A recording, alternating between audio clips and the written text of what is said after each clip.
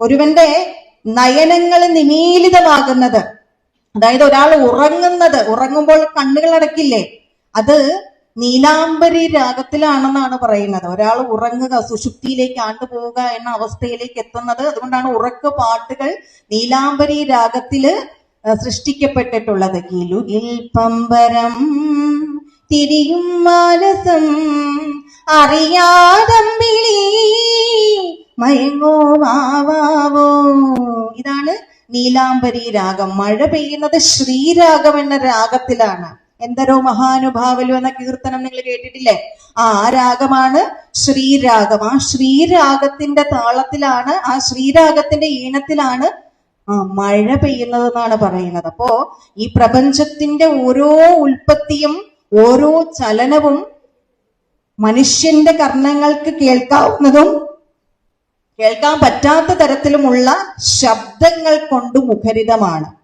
ഇപ്പൊ കർണഗോചരം, മനുഷ്യന് കർണഗോചരമല്ലാത്തത് മറ്റു ജീവജാലങ്ങൾക്ക് കർണഗോചരമാണ്. 2200 മെഗാഹെർട്സ് ആണ് ഒരു മനുഷ്യന്റെ കേൾക്കാൻ പറ്റുന്ന കർണഗോചരമായിട്ടുള്ള ശബ്ദപരിധി, അല്ലെ? അതിനുള്ളിലേക്ക് അവർക്കത് സാധിക്കില്ല. എന്നാൽ ആന, പട്ടി മുതലായ ജീവജാലങ്ങൾക്കൊക്കെയും മനുഷ്യന് കേൾക്കാൻ പറ്റാത്ത ഫ്രീക്വൻസിയിലുള്ള ശബ്ദ തരംഗങ്ങള് അവരുടെ കർണങ്ങളിൽ വന്ന് പതിക്കും. അതുകൊണ്ടാണ് ചില പ്രകൃതിക്ഷോഭങ്ങളൊക്കെ ഉണ്ടാകുന്നതിന് മുൻപ് തന്നെ ആ ശബ്ദ തരംഗങ്ങളെ ഈ സാധാരണ പക്ഷിജാലങ്ങളോ മൃഗാദികളോ ഒക്കെ തിരിച്ചറിഞ്ഞിട്ട് അവര് പെട്ടെന്ന് ബുദ്ധിമുട്ടുകൾ, അസ്വസ്ഥതകൾ പ്രകടിപ്പിക്കുന്നത്. എന്നാൽ മനുഷ്യന്റെ കർണങ്ങൾക്ക് ഗോചരമല്ലാത്ത ഇത്തരത്തിലുള്ള ശബ്ദങ്ങളെ തങ്ങൾക്കറിയാവുന്ന സാധനാ മാർഗം ഉപയോഗിച്ച്, സിദ്ധി മാർഗം ഉപയോഗിച്ച് നമ്മുടെ ഭാരതത്തിലെ ഋഷീശ്വരന്മാര് കണ്ടെത്തിയിരുന്നു. അങ്ങനെയുള്ള അക്ഷരങ്ങളെ ബീജാക്ഷരങ്ങളെന്നും വാഗ്ഭവ കൂടൈകങ്ങളെന്നും ഒക്കെ പല പല വിധേന അകാരം, ഉകാരം, മകാരം തുടങ്ങി ഇവയ്ക്കുള്ളിൽ വരുന്ന ബീജാക്ഷരങ്ങളായും വാഗ്ഭവ കൂടങ്ങളായും ഒക്കെ തരം തിരിച്ച് പല പല ശബ്ദരൂപങ്ങളാക്കി ഋഷീശ്വരന്മാര് തന്നിട്ടുണ്ട്. അത് പ്രയോഗിക്കേണ്ട രീതി, നമ്മുടെ ആവശ്യങ്ങൾക്ക് വേണ്ടിയിട്ട് അത് പ്രയോഗിക്കേണ്ടുന്ന രീതിയും അവര് വ്യക്തമാക്കിയിട്ടുണ്ട്. അതുകൊണ്ട് തന്നെ ഇത്തരത്തിലുള്ള മന്ത്രങ്ങൾ പ്രയോഗിക്കുമ്പോൾ നമ്മൾ പ്രത്യേകം ശ്രദ്ധിക്കേണ്ടതായിട്ടുണ്ട്. ബാഹുല്യാഷ്ടകം എന്നൊരു കൃതി സാധാരണ കൃതികൾ ചൊല്ലുന്നത് പോലെ നമുക്ക് ചൊല്ലാൻ പറ്റില്ല. അത്യധികം വ്രതാനുഷ്ഠാനത്തോടു കൂടി ശരീരവും മനസ്സും ഒക്കെ ശുദ്ധമാക്കി വെച്ചുകൊണ്ട് വേണം ബാഹുല്യാഷ്ടകം നമ്മൾ ജപിക്കാൻ. കാരണം ഇതിലെ അക്ഷരങ്ങൾക്ക് ഇത്രയും ശക്തിയുണ്ട്. ഇപ്പൊ നമ്മുടെ ഉള്ളിൽ ഹൈഡ്രോക്ലോറിക് ആസിഡ് ഉണ്ട്, അല്ലെ? അതെന്തിനാ നമ്മൾ ഉപയോഗിക്കുന്നത്? ആഹാരപദാർത്ഥങ്ങളെ ദഹിപ്പിക്കാൻ. അപ്പൊ നമ്മുടെ ഉള്ളിലുള്ള സാധനം അല്ലേ ഹൈഡ്രോക്ലോറിക് ആസിഡ്. അപ്പൊ അതുകൊണ്ട് കുറച്ചേറെ ദഹിച്ചോട്ടെ എന്ന് വിചാരിച്ചത് കോൺസെൻട്രേറ്റഡ് ആയിട്ടുള്ള രൂപത്തിലെടുത്ത് കുടിച്ചാൽ എന്താ പറ്റുക? പൊള്ളി പോവില്ലേ എന്ന് പറയുന്നത് പോലെ എപ്പോഴും ബീജാക്ഷരങ്ങളോ ബീജമന്ത്രങ്ങളോ ഒക്കെ നിങ്ങൾ മന്ത്രദീക്ഷ സ്വീകരിക്കുക എന്നൊക്കെ കേട്ടിട്ടുണ്ടായിരിക്കും. ഈ ബീജാക്ഷരങ്ങൾ വേണ്ട രീതിയിൽ, വേണ്ട സമയത്ത്, ഏത് ഇന്ദ്രിയത്തിന് വേണ്ട രീതിയിൽ എങ്ങനെ പ്രയോഗിക്കണമെന്ന് കൃത്യമായിട്ട് അറിയാവുന്ന ആത്മജ്ഞാനികളായ ഗുരുക്കന്മാരിൽ നിന്ന് ഈ മന്ത്രങ്ങളുടെ, ബീജാക്ഷരങ്ങളുടെ ദീക്ഷ സ്വീകരിച്ച്, ഉപദേശം സ്വീകരിച്ചതിന് ശേഷം മാത്രമേ ബീജാക്ഷരങ്ങൾ ഉപയോഗിക്കാവൂ എന്നാണ് ഋഷീശ്വരന്മാര് നമുക്ക് നൽകുന്ന നിർദ്ദേശം.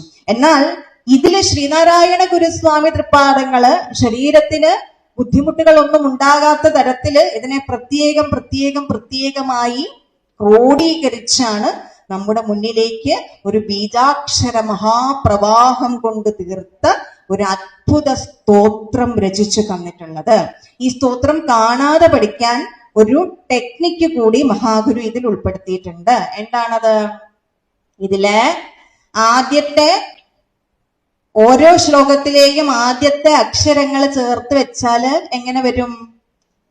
ഓം ഓമോം ഹോമ ധൂമ പ്രകട തടജടാ കോടി ഭോഗി പ്രപൂരം, അല്ലെ? അപ്പൊ ആദ്യത്തെ ശ്ലോകത്തിലെ ആദ്യത്തെ അക്ഷരം ഓം. അടുത്ത ശ്ലോകം ആരംഭിക്കുന്നത് ഹ്രീം ഹ്രീം ഹ്രീം ഹൃഷ്ടഷഡ്കന്ധരമഘമരണാരണ്യ സംവർത്തവന്യം, അല്ലെ? അപ്പൊ അടുത്ത മന്ത്രം ഹ്രീം, അല്ലെ? രണ്ടാമത്തെ ശ്ലോകത്തിലെ ആദ്യത്തെ അക്ഷരം ഹ്രീം. അടുത്തത് ആരംഭിക്കുന്നത് എങ്ങനെയാണ്? ശം ശം ശം ശബ്ദരൂപം ശശിധരമമലം ശങ്കരം സാംബമൂർത്തി, അല്ലെ? അപ്പൊ ഷായാണ്, അല്ലെ? അടുത്തത് ആരംഭിക്കുന്നത് രം രം രം രമ്യദേഹം രജതഗിരിഗൃഹം രക്തപത്മാംഗ്രിയുഗ്മം അല്ലെ. അതില് ആദ്യത്തെ അക്ഷരം എന്താണ്? ര അല്ലെ. അടുത്തത് വം വം വം ആണോ? ഹം ഹം ഹം ഹംസയോഗി പ്രവര ഭുജക നിർവിഘ്ന കർമ്മ പ്രപഞ്ചം അങ്ങനെയല്ലേ? അപ്പൊ ഹ അങ്ങനെയല്ലേ വരിക? ഹം ഹം ഹം ഹംസയോഗി പ്രവര സുഖകരം ഹസ്തലക്ഷ്മി സമേതം അങ്ങനെയല്ലേ? അപ്പോ അടുത്ത അക്ഷരം എന്താണ്? ഹ അങ്ങനെയല്ലേ? അഞ്ചാമത്തെ ശ്ലോകത്തിലെ ആദ്യത്തെ അക്ഷരം. ഇനി ആറാമത്തെ ശ്ലോകം ആരംഭിക്കുന്നത് എങ്ങനെ? നം നം നം അങ്ങനെയല്ലേ ആരംഭിക്കുക? ഇനി അടുത്തതോ ഏഴാമത്തെ ശ്ലോകം ഭം ഭം ഭം. അതിൽ ആദ്യത്തെ അക്ഷരം ഭ അല്ലെ. അടുത്തത് വം വം വം. എന്താണ്? വ. ഇതെല്ലാം കൂടി ഒന്ന് ചേർത്ത് വായിച്ചേ. ഓം ഹ്രീം ശര ഹണ ഭവ അല്ലെ. ശര ഹണ ഭവ. നമ്മളത് കേട്ടിട്ടുള്ളത് എങ്ങനെയാ? ഈ മന്ത്രം ബാലസുബ്രഹ്മണ്യ മന്ത്രം ഓം ഹ്രീം ശരവണ ഭവ എന്നാണ് കേട്ടിട്ടുള്ളത് അല്ലെ. അപ്പൊ എന്തായിരിക്കും ഈ ശരഹണ ഭവ എന്നായി പോയത്? ഗുരുവിന് തെറ്റുപറ്റിയതായിരിക്കോ? സാധ്യതയുണ്ടോ? ഇല്ല.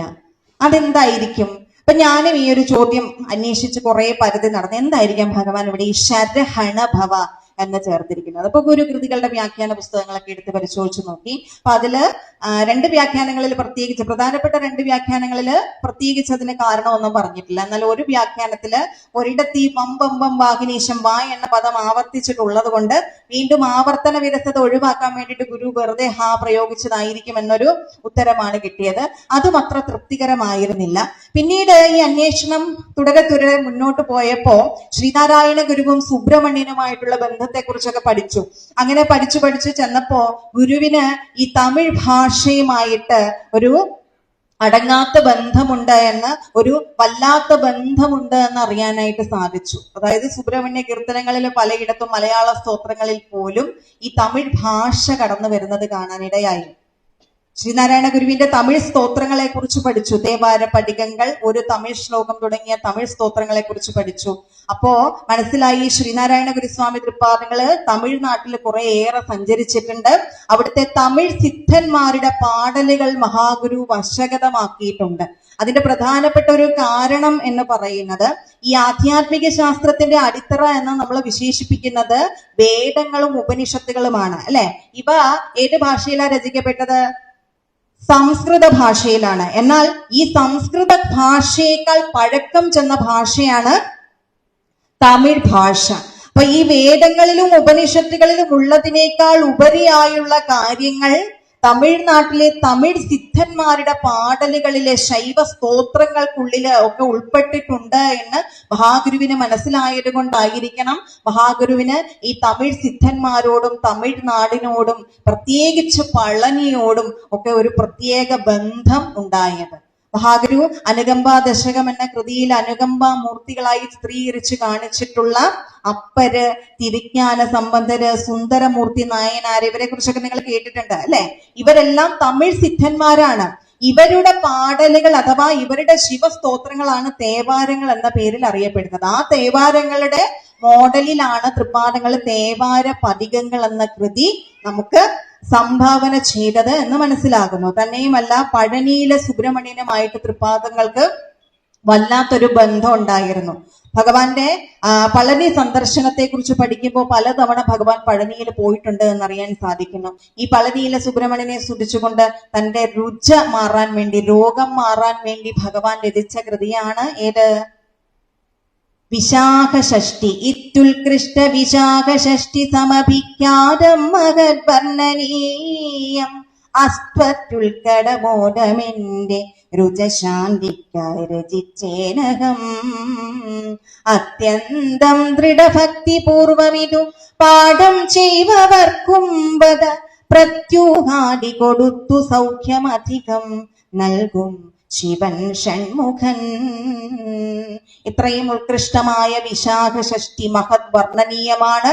ഈ വിശാഖ ഷഷ്ടി എന്ന കൃതി ഭക്തിപൂർവം പാരായണം ചെയ്യുന്നവർക്ക് പ്രത്യൂഹാദി, സംശയം വേണ്ട, സൗഖ്യം അധികം, രോഗശാന്തി തരും. മമ രുജശാന്തിക്കായി രചിച്ചേനകം, ഇത് എന്റെ രോഗശാന്തിക്ക് വേണ്ടി ഞാൻ രചിച്ചതാണ്. അപ്പോൾ അതുകൊണ്ട് തന്നെ ഭക്തിപൂർവം ഇത് പാരായണം ചെയ്താൽ രോഗസൗഖ്യം ഉണ്ടാകും. ഇത് പ്രത്യൂഹാദിയാണ്, സംശയമില്ലാത്ത കാര്യമാണെന്ന് ഭഗവാൻ പറഞ്ഞിരിക്കുന്നു. അപ്പൊ വിശാഖ ഷഷ്ടി എന്ന കൃതി പഴനി മുരുകനെ സ്തുതിച്ചുകൊണ്ടാണ് എഴുതിയിട്ടുള്ളത് അല്ലെ. ഒട്ടാകെ എന്നും ഒരു പട്ടാംഗമായ വഴി എന്ന് തുടങ്ങി അവസാനിക്കുന്നത് പളനി സുബ്രഹ്മണ്യൻ എന്ന ഒരു പ്രകീർത്തനത്തിലാണ് ആദ്യത്തെ ശ്ലോകം അവസാനിക്കുന്നത് അല്ലെ. അപ്പൊ അതുകൊണ്ട് തന്നെ പഴനിയിലെ സുബ്രഹ്മണ്യനെ സ്തുതിച്ചുകൊണ്ട് രോഗശാന്തിക്കായി ഭഗവാൻ രചിച്ച കൃതിയാണ് വിശാഖ ഷഷ്ടി എന്ന് മനസ്സിലാകുന്നു. അപ്പൊ ഈ പളനി സുബ്രഹ്മണ്യനെ സ്തുതിച്ചുകൊണ്ട് രചിക്കപ്പെട്ട ഒരു പ്രധാനപ്പെട്ട തമിഴ് സ്തോത്രം നിങ്ങൾക്കൊക്കെ പരിചയമുള്ളതാണ്. അത് നമ്മുടെ ശ്രദ്ധയിലേക്ക് പതിയുകയുണ്ടായി. കന്ദഷഷ്ടി കവചം കേട്ടിട്ടില്ലേ? അത് ഷഷ്ടിയെ നോക്ക സരവണ ഭവന ശിഷ്ടർ കുതകും സെങ്കടിർവേല കേട്ടിട്ടില്ലേ? ഇതിനിടയ്ക്ക് പലയിടത്തായി ശരഹണൻ എന്ന പ്രയോഗം വന്നിട്ടുണ്ട്. അത് കണ്ടപ്പോ വീണ്ടും ശരഹണനെ കുറിച്ച് അറിയാൻ താല്പര്യം തോന്നിയതുകൊണ്ട് ഗൂഗിളിൽ വെറുതെ സെർച്ച് ചെയ്ത് നോക്കി ശരഹണൻ. അപ്പൊ തമിഴ്നാട്ടില് ധാരാളം ആളുകൾക്ക് ശരഹണൻ എന്ന പേരുണ്ട്. യഥാർത്ഥത്തിൽ പഴനി എന്ന സ്ഥലത്തിന്റെ പേര് പഴനി എന്നാണ് അല്ലെ. തമിഴ്നാട്ടുകാർ അതിനെ എന്താ വിളിക്കുക? പളനി എന്നാ വിളിക്കുക. കാരണം എന്താണ്? അവർക്ക് വഴങ്ങില്ല, ഒരു പളം എന്നല്ലേ പറയാ. പഴം എന്ന് പറയാൻ അറിയില്ലാത്തതുകൊണ്ട് പളം എന്നാണ് പറയാ. എന്ന് പറയുന്നത് പോലെ പളനി എന്നവര് പറയുന്നതാണ്. എന്നതുപോലെ വന്നു ചേർന്ന ശരവണന് പകരം വന്നു ചേർന്ന ഒരു വാക്കാണ് ശരഹണൻ. അപ്പോ ഈ കന്ദഷഷ്ടി കവചത്തില് ഒരു സ്ഥലത്ത് ഇപ്രകാരം പറയുന്നു: രഹണ ഭവസ റിഹണ ഭവസ വിനഭവ ശരഹണ വീരാ നമോ നമ സരഹണ നിര നിര നിരന. ഇവിടെ രണ്ടിടത്തായിട്ട് സരഹണ സരഹണ എന്ന് ആവർത്തിച്ചിരിക്കുന്നു. രഹണ ഭവസ രര. അപ്പൊ ഈ ഒരു രീതി റിം റിം റിം റിക്തശോക പ്രകൃതി പരമജം കാലമാനീല നേത്രം രും രും രും രൂക്ഷകായ പ്രതിഭടഹനനം, ഇങ്ങനെ വരുന്ന ഒരു രീതി എന്ന് പറയുന്നത് ഈ ഒരു തമിഴ് സ്തോത്ര പാടലുകളിൽ വരുന്ന ഒരു പ്രത്യേക രീതിയാണ് ഭഗവാൻ ഈ ബാഹുല്യാഷ്ടകം എന്ന കൃതി രചിക്കാനായിട്ട് അവലംബിച്ചിട്ടുള്ളത്. അതുകൊണ്ടാണ് ശരവണൻ ശരഹണനായി മാറിയത്. ഗുരുവിന് തെറ്റുപറ്റിയതൊന്നും അല്ല.